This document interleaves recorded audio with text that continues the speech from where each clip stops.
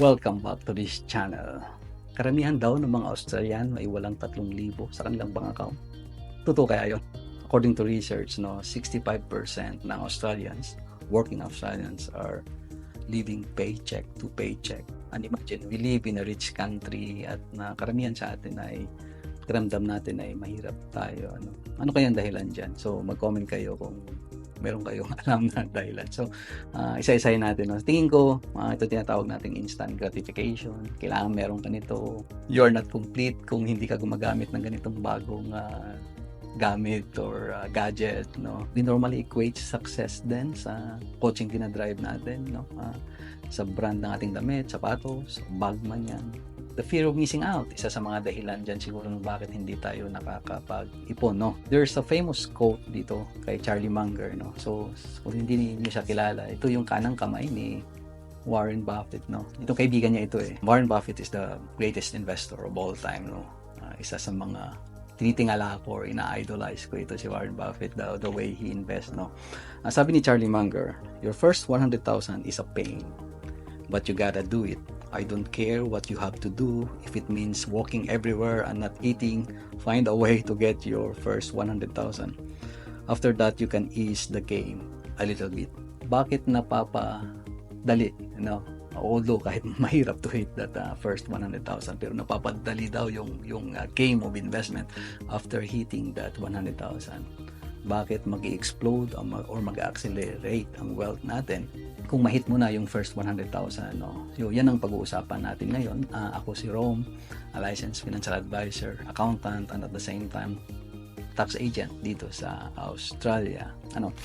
We have to discuss two concepts of money, to explain that quote ni Charlie Munger. First concept is yung tinatawag nating compound interest, So, although it is pain to hit that first 100,000, it will be easier after that, Nag-run ako ng calculation using Money Smart calculator, Kung ikaw, mag-i-invest ng 500 fortnight sa ASX 200, close to 10% ang return nito every year. For easy calculation, nilagay ko lang siya, 10%, So, if you have a product na mas higher ang return dyan, do that calculation din, So, Invest Smart calculator ang laging ginagamit dito. 500 a fortnight, consistent investing, Kailan ka aabot ng 100,000? 6 na taon. So, it's 6 years to hit that, 100,000.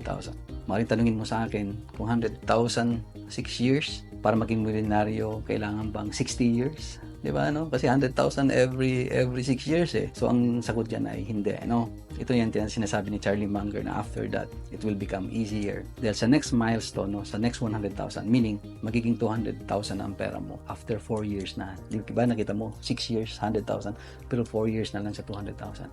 To hit another milestone, maging 300,000 is 3 years na lang. Anong palaki ng palaki, pababa ng pababa to hit that, yung next milestone, the next 400,000, the next 500,000. Ang pangalawang concept dyan is yung tinatawag nating, maaaring narinig mo na ito, It takes money to make money. Money begets money. And the capital, as long as invested, it will scale as well, So, explain ko siya through example. Si Juan nag-invest ng 1,000 sa stock market with the same risk, with the same time, na isang taon na nag-return ng 10%. So, of course, sa 1,000 meron siyang $100. Si Pedro nag-invest ng 10,000, same risk, same time, may return siya na 1,000. Mas malaki ang capital, mas malaki ang return. Diba, Kaya napapansin ninyo na yung investment kanina, as discussed dun sa compound interest, habang lumalaki yung pera, napapabilis ang paglaki din niya. Mag-share ako sa inyo ng konting strategy na ginawa mismo ng pamilya ko, how to hit that first 100,000. So this is not a financial advice. You have to consult your financial advisor. Ito yung strategy na ginawa ko mismo at ng aking pamilya. Finalo ko siya sa concept ng basketball, isang paboritong sports natin. First na ginawa namin is we increase our defense. Our best offense is defense that time. So pagdating sa Australia, we need to start somewhere. Kung diba, I started as a cleaner, factory worker, cargador man, driver. So kailangan mapag-umpisahan tayo dito sa Australia. So income na kami. ang ginawa namin is how to defend that income eh. So, anong example ko dyan? We use that money properly, no? So, kung mag-invest man kami, we invest in a product that we understand. Kung mag-put up man kami ng business, we put up a business na naiintindihan din namin, no? At meron kaming experience dyan, ano?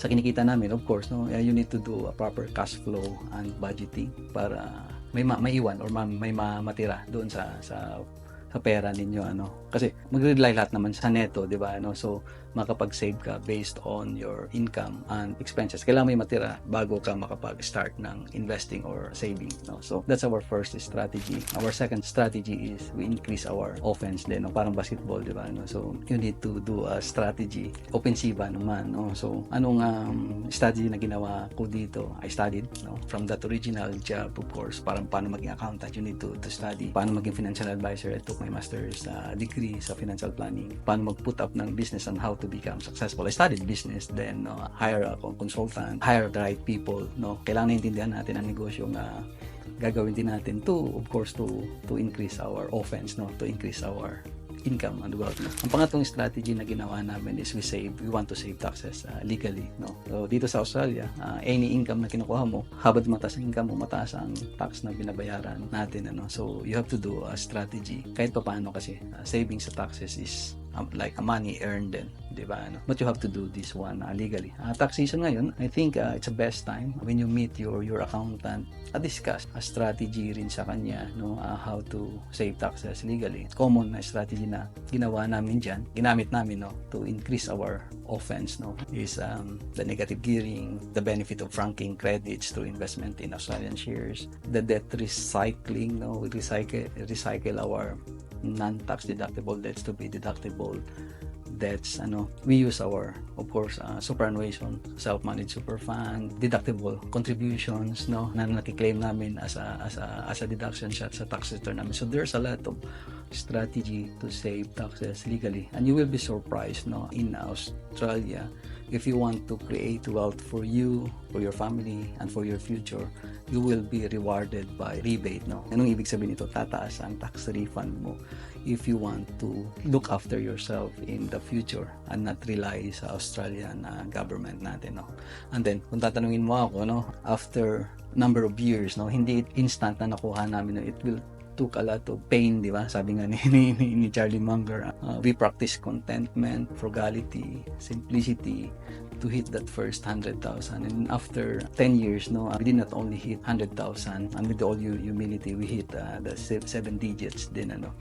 Kung tatanungin mo ako, gaano nakabilis, no, to hit that 100,000 if you already have like 1 million in investment, no, it will only take 1 year of a 10% return without doing anything, di ba? Kanina, no, 500 a fortnight ang ginagawa ninyo, no, to hit that first 100,000. For those who hit as 7 digit na, no, kahit hindi nila dadagdagan ang kanilang investment, just 1 year of 10% return sa market man o sa amin sa property, ano. So kung may natutunan ka sa video ito, no, pag-uwi mo, kausapin mo yung partner mo, kapamilya mo, gumawa kayo ng strategy how to hit that first 100,000, ano.